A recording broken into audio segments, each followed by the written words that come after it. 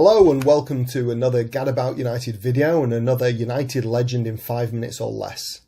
Some people say that Old Trafford is a republic, but I'm more of a monarchist and I grew up and lived in the kingdom of King Eric.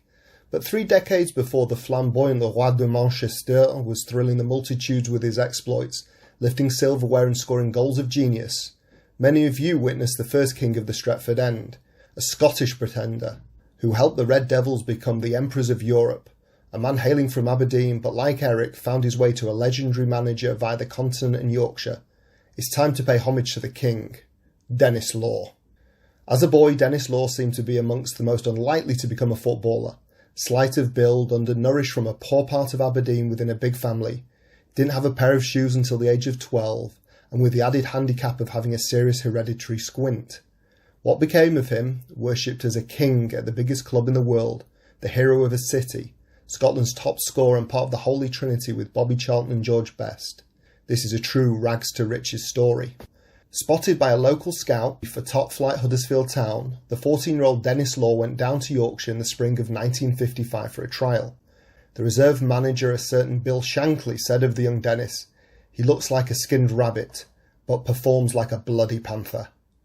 The first part of that quote almost led Shankly to send him back on a train up north, but he was so impressed by his trial with the Yorkshire club that the young Scotsman was immediately signed up.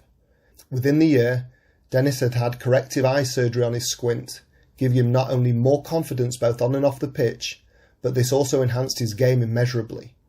In those early days, Matt Busby offered a huge sum of £10,000 for Law's signature, but was turned down. However, when Shankly moved to Anfield, we nearly lost the king to Liverpool, but the Scousers couldn't stump up the cash to buy him from the Terriers. Denis was very disappointed, desperate to play on a bigger stage for his mentor. But can you imagine that? Denis Law, king of the cop? No, neither can I. In the end, it was Manchester City, beating off competition from United and a host of top clubs who signed the sublime Scot for a British record fee of £55,000 in 1960. After just over a year in Manchester, Denis Law, attracted by a signing on fee and no wage cap, both alien concepts in British football at the time, moved to Torino for a fee that showed his worth had exactly doubled in that time, a small fortune. However, with the Italian catenaccio defensive tactic, where he was double marked in games, it was only the football crucially that was the only thing he didn't like about his new home in Italy. The final straw came after a near-miss car crash with teammate and fellow goalscorer Joe Baker. Now he was keen to return to Blighty. As we know, Denis Law returned to Manchester, but fortunately to the red side of the city this time, as Matt Busby finally got his man in the summer of 1962. Since Munich, United had not fully recovered and their league form was erratic. However, things didn't change overnight, and despite Denis's goals and tough no-nonsense demeanour on the pitch, United struggled in that first season with him. As many of us know, the turning point was the cup final against Leicester in 1963.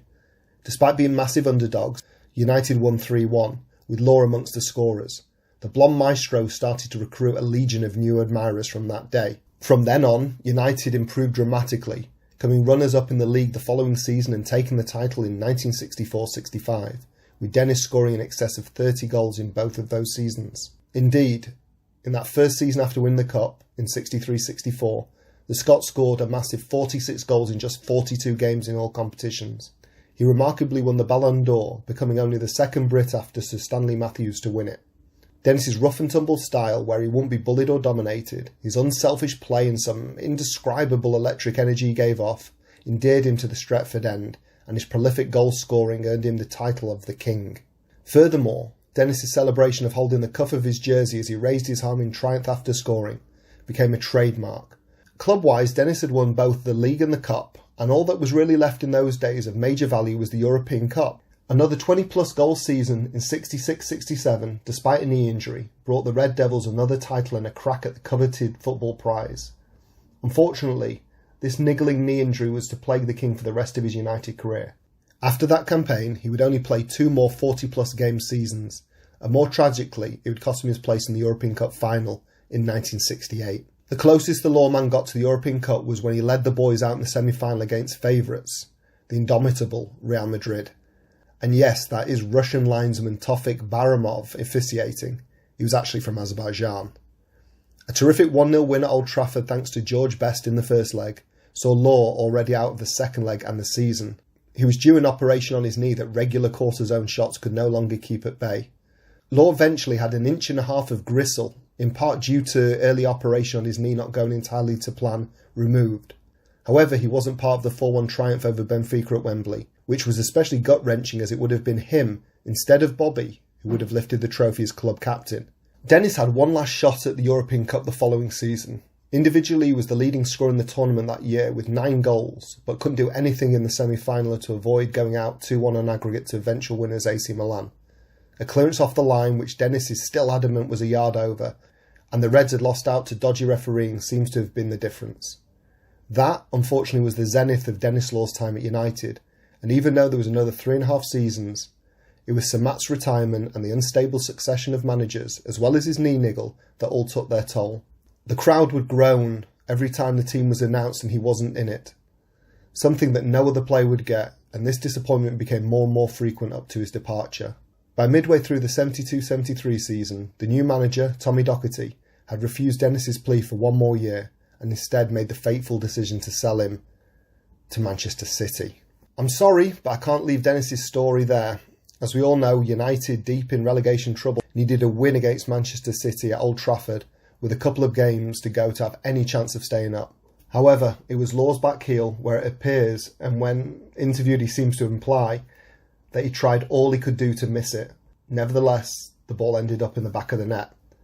Then Denis's extraordinary non-celebration is something iconic. But Denis's emotional attachment to Manchester United Football Club explained it all.